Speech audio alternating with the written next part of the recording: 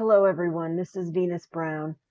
I know I usually come to you with other content, but this week is going to be a little bit different.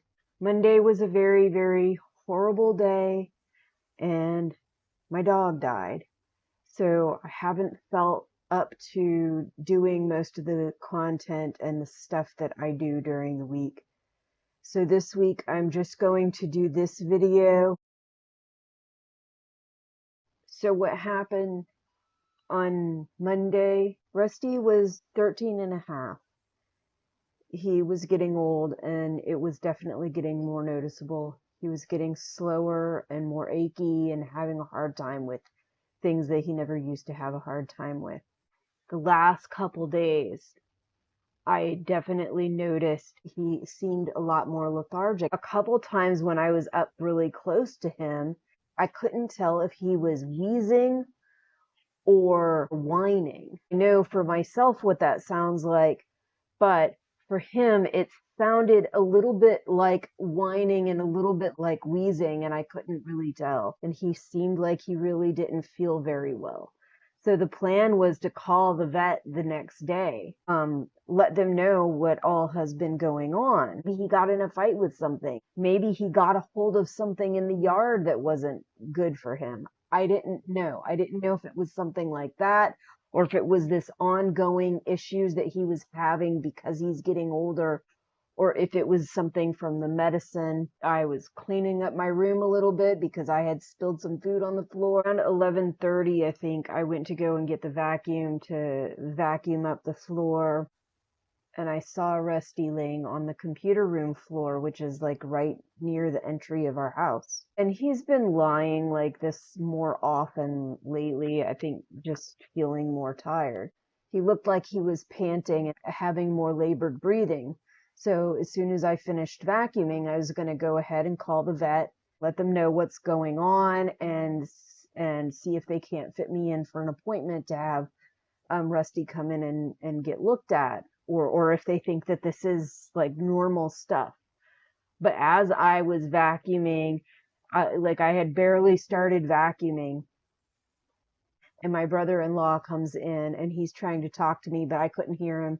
I had my hearing aid in, which I think was just amplifying the vacuum, so I couldn't hear what he was saying. So I turned the vacuum off, and he tells me that the dog's not moving. Like immediately my heart kind of drops and I'm like, oh crap, because then I'm immediately thinking either he's dying or he's had another one of these seizures and it's really bad, or a stroke or something. I didn't know. And I go in there and it's worse than the seizures. He's not moving at all, and his head is sideways, his tongue is sticking out. He's got foam coming out of his mouth. It seems like he's breathing and his heart's going a little teeny bit, but it's like barely, I can barely feel it. I didn't know what to do. I wasn't sure if he was dying, but I thought he probably was, but I wasn't sure. I've seen an animal after they're dead. I've seen an animal right before they've died, but I don't think I've actually seen one die right there in front of me. And the same with people. I picked him up to try to see, can I feel his heartbeat? Can I feel his breathing? And like I said, I could barely feel a heartbeat.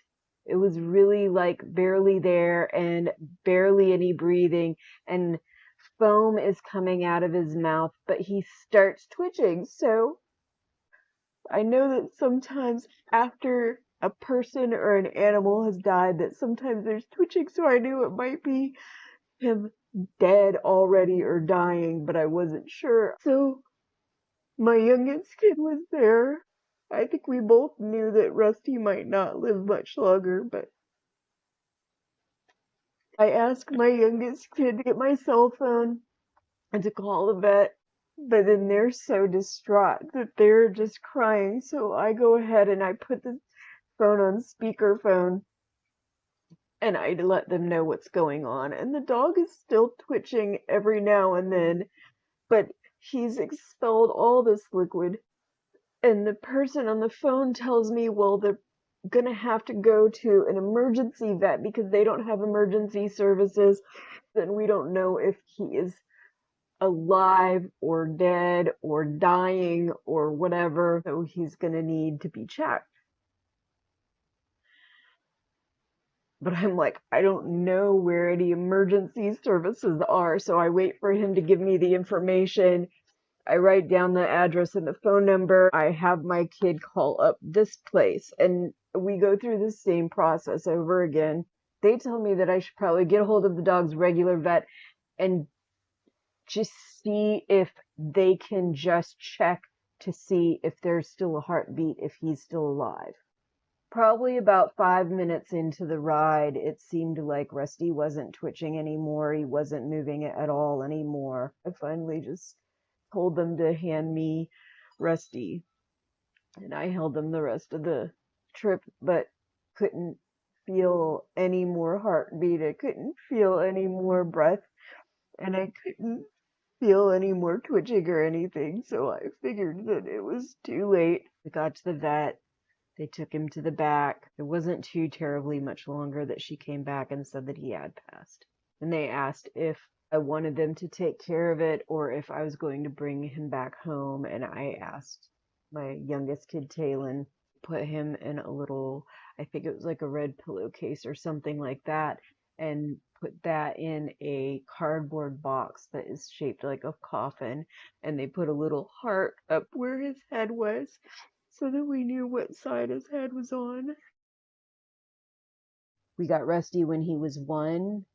My kids were probably like 6 and 8 or 9 at the time. And now they're 18 and 21.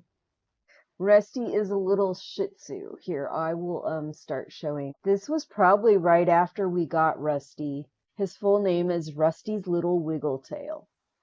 And we sometimes call him Fizzgig after the little fuzzy creature on the Dark Crystal because he's super fuzzy and he barks at everybody anytime they come to the door, anytime he hears anybody near our house or anything, he goes off and just starts barking. Rusty does not like having his hair cut. He does not like getting baths.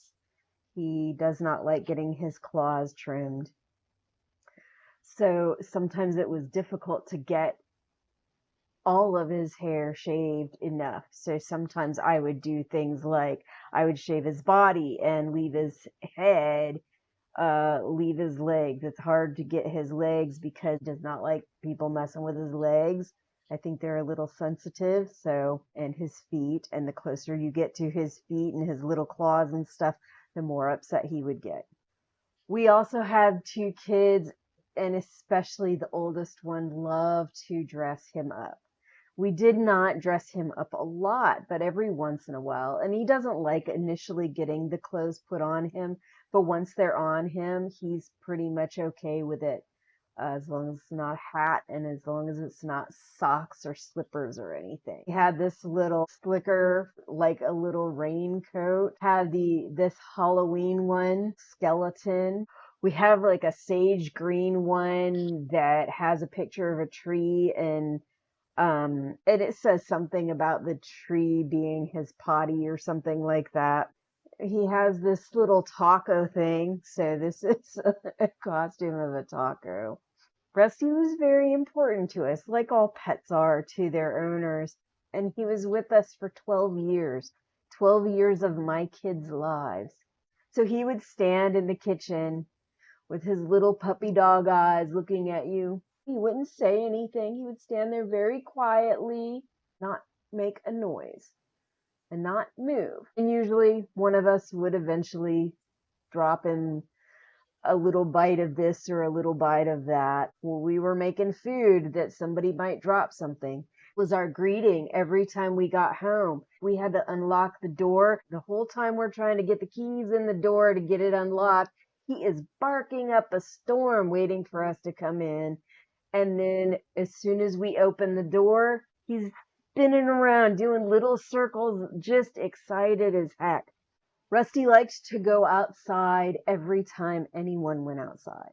Sometimes he would tell us when he had to go to the bathroom, sometimes he wouldn't. There were times that he would look straight at me and lift up a leg and start peeing. Rusty liked to sit up on the couch on the lazy boy between Craig's legs like he is there. He also liked to sit right under my feet. Rusty's favorite place was to be under my feet as much as possible. If I was walking around, under my feet, like as close to my feet as possible, trying to trip me up the whole time. This song, I still don't know to this day if he liked the song or if the song just drove him absolutely batty.